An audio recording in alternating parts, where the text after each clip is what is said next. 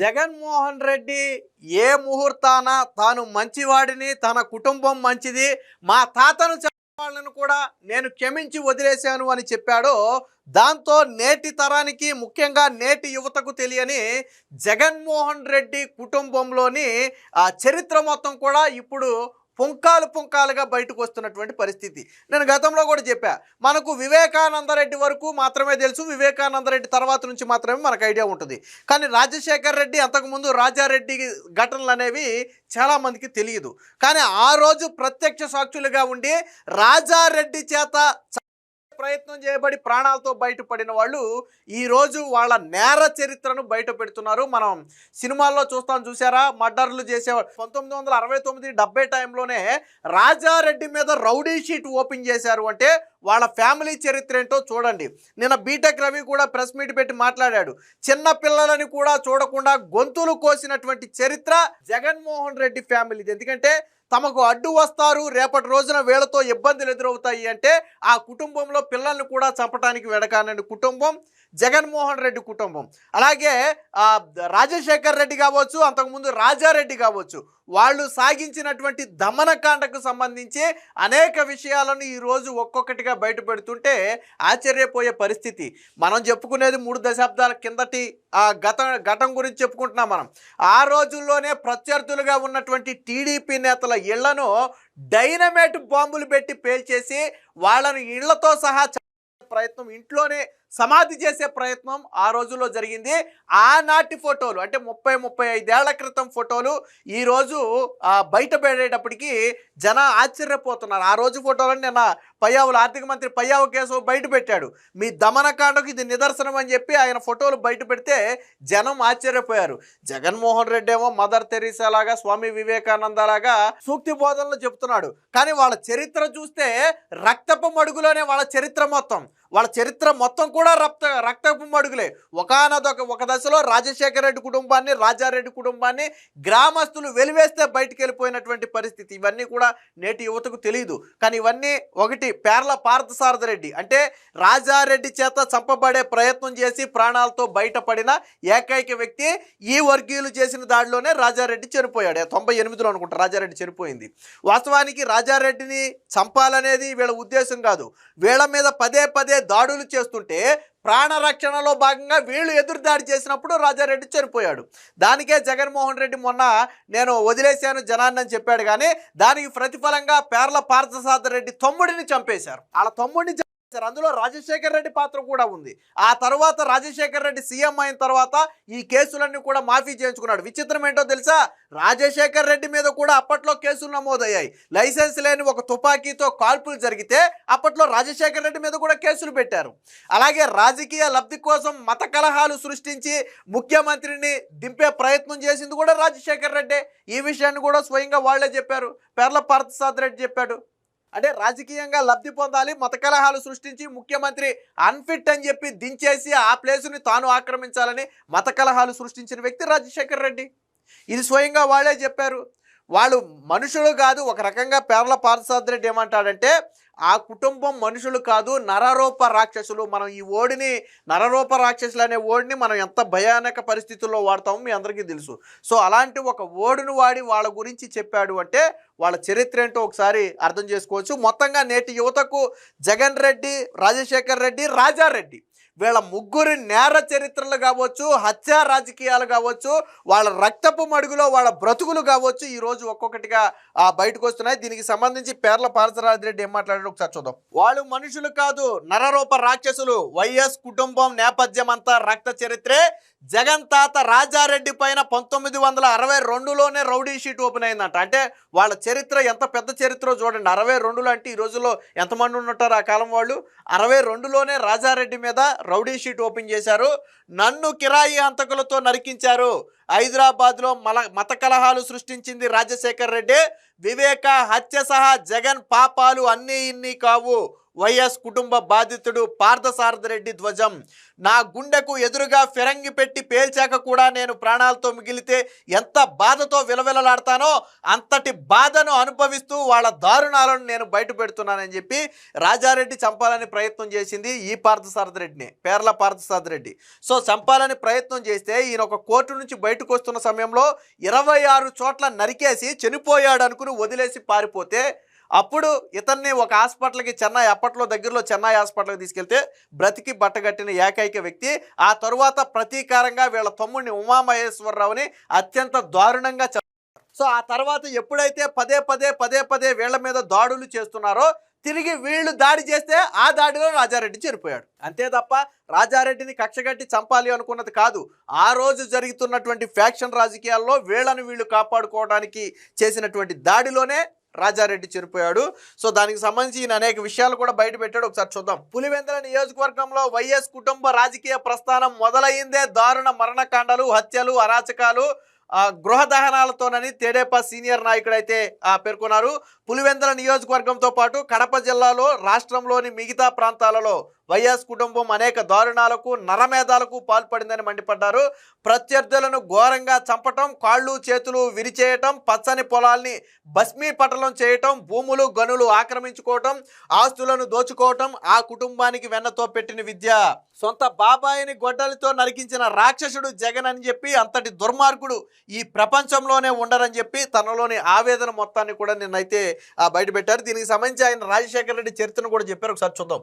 రాజారెడ్డి దగ్గరుండి నన్ను నరికించాడు. నేను పులివెందుల నియోజకవర్గంలో తేదేపా కంచుకోటలో నిలబడి ఎన్నికల్లో వైఎస్ కుటుంబాన్ని ఓటమి అంచుల వరకు తీసుకువెళ్లాను. ఆ కక్షతో 1996లో ఆగస్టులో జగన్ తాత రాజారెడ్డి దగ్గరుండి నన్ను కిరాయి అంతకులతో విచక్షణ రహితంగా నరికించాడు. ఆ సమయంలో ఏఎస్పీ సునీల్ కుమార్ గన్మ్యాన్ వచ్చి కిరాయి అంతకుడిని రెడ్ హ్యాండెడ్గా పట్టుకోవడంతో ప్రాణాలతో నేను బతికి బయటపడ్డాను. నాపై హత్యాయత్నం కేసులో రాజారెడ్డే మొదటి నిందితుడు.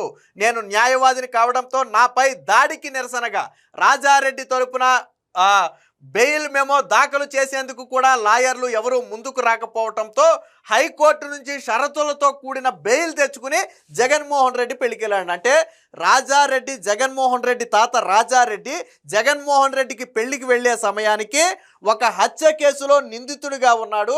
అది కూడా ఈ పేర్ల పార్థసారథి రెడ్డిని చంపే ప్రయత్నం చేశాడు. వాస్తవానికి పేర్ల పార్థసారథి రెడ్డి అప్పటికి న్యాయవాద ప్రాక్టీస్ చేస్తున్నాడు. సో ఒక న్యాయవాది మీద దాడి చేశారు కాబట్టి రాజారెడ్డికి సపోర్ట్గా బెయిల్ కోసం పిటిషన్ వేయడానికి ఎవరు ముందుకు రాకపోతే హైకోర్టుకి వెళ్ళిపోయి జగన్మోహన్ రెడ్డి పెళ్లి ఉందని చెప్పి షరతులతో కూడిన బెయిల్ తెచ్చుకుని జగన్మోహన్ రెడ్డి పెళ్లికి వెళ్ళాడు. అంటే ప్రయత్నం చేసి ఆ తర్వాత జగన్మోహన్ రెడ్డి పెళ్లికి బెయిల్ తీసుకుని వెళ్ళాడు. సో అది రాజారెడ్డి చరిత్ర. మరి వీళ్ళు రాజారెడ్డిని గొప్పగా చెప్పుకుంటారు వీళ్ళ చరిత్రలన్నీ బయట పెట్టకుండా. మా ప్రాణాలు కాపాడుకునేందుకు చేసిన ప్రతిఘటనలోనే రాజారెడ్డి హత్య. వైఎస్ కుటుంబం నిరంతరం మాపై హత్యాయత్నాలు చేస్తుంటే మా ప్రాణాలు కాపాడుకునేందుకు ప్రతిఘటనతోనే 1998లో రాజారెడ్డి హత్య జరిగింది. అది అనుకోకుండా జరిగిన ఘటన.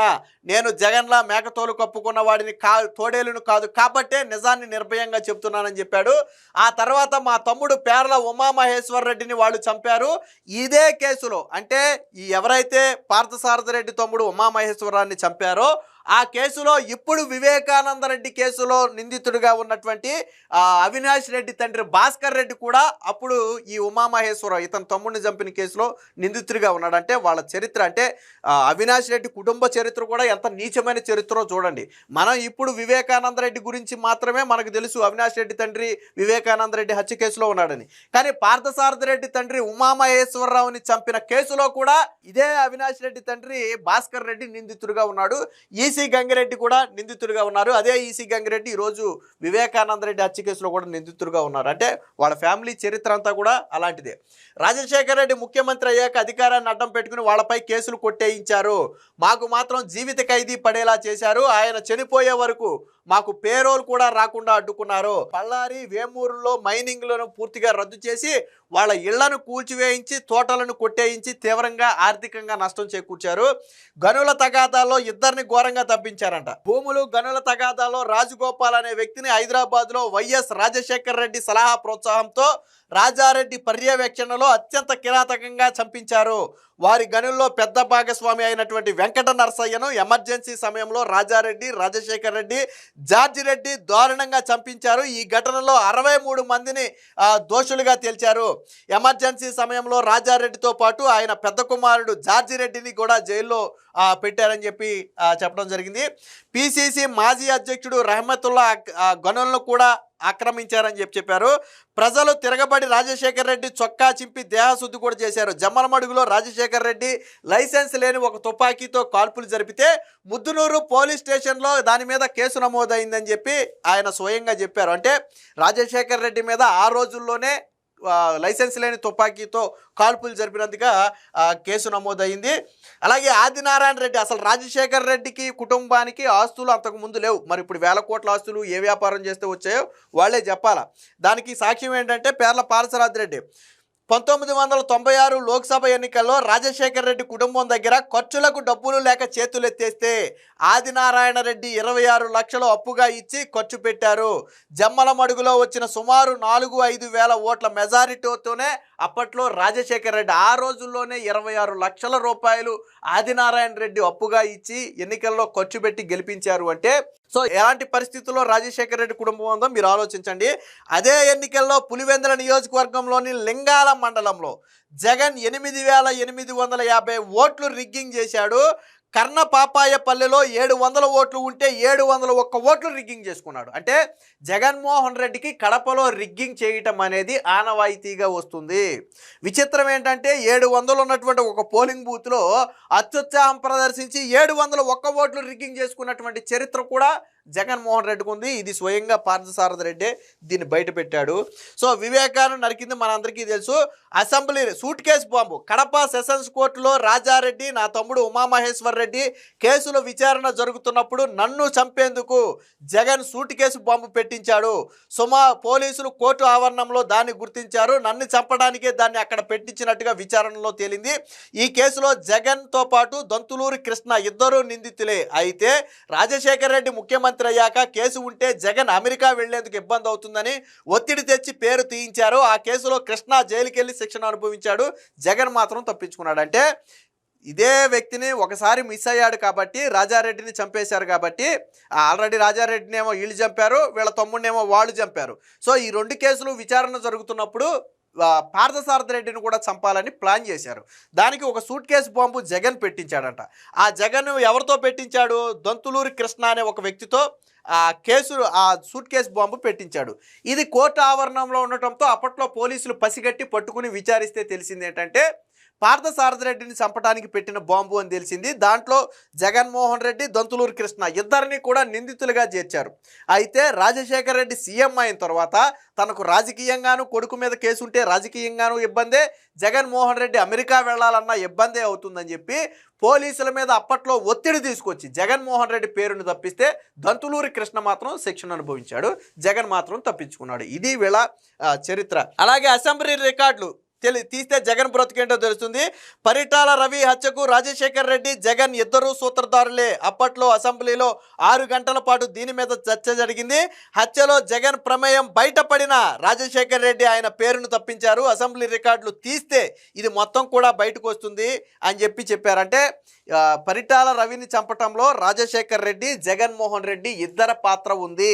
వాళ్ళిద్దరే కుట్ర పన్ని చంపించారు. దీని మీద ఆ రోజుల్లోనే అసెంబ్లీలో 6 గంటల పాటు సుదీర్ఘ చర్చ జరిగితే జగన్మోహన్ రెడ్డి తప్పు ఉందని బలమైన ఆధారాలతో అసెంబ్లీలో నిరూపిస్తే ఆ రికార్డులు కూడా ఇప్పటి వరకు బయటకు రాకుండా చేసినటువంటి ఘనత రాజశేఖర్ రెడ్డిది. అంటే వీళ్ళ చరిత్ర మొత్తం కూడా ఎంత నేర చరిత్ర అనేది దీన్ని బట్టి అర్థమవుతుంది. ఏది ఏమైనా జగన్మోహన్ రెడ్డి ఇప్పుడు మంచోడిని అనే ఒక పదం వాడటం వల్ల వీళ్ళు అసలు వాస్తవానికి ఇవన్నీ చెప్పకపోతే నాకు కూడా వాస్తవానికి ఇంత డీప్గా తెలియదు. సరే, రాజారెడ్డి హత్యలో హత్య రాజకీయాల నేర చరిత్ర ఉందని మాత్రం తెలుసు, రాజశేఖర్ రెడ్డి దీన్ని ప్రోత్సహించాడని మాత్రం తెలుసు. కానీ ఇంత డీప్గా ఇంత డెప్త్గా వీళ్ళ దమనకాండాలు ఈ స్థాయిలో సాగించారు, సినిమాలకు మించి ఆ రోజుల్లో ఈ స్థాయిలో దమనకాండాలు సాగించారు అనేది ఇప్పటి వరకు నాకైతే తెలియదు. సో మొత్తంగా నేటి యువతకు, ముఖ్యంగా రాజారెడ్డి, జగన్మోహన్ రెడ్డి, అలాగే రాజశేఖర్ రెడ్డి వీళ్ళు సాగించిన అరాచకాలు కావచ్చు, చేయించిన హత్యలు కావచ్చు, ఇప్పుడు ఒక్కొక్కటిగా నేటి యువతకు తెలిసి వీళ్ళ చరిత్ర ఏంటి, అసలు రాజకీయాల నుంచి వీళ్ళని ఎందుకు బహిష్కరించాలి అనే దానికి ఒక ఉదాహరణ లాంటివి. ఎందుకంటే చాలామంది పాపం జగన్మోహన్ రెడ్డి సౌమ్యుడు, రాజశేఖర్ రెడ్డి దేవుడు అని చాలామంది అనుకుంటున్నారు.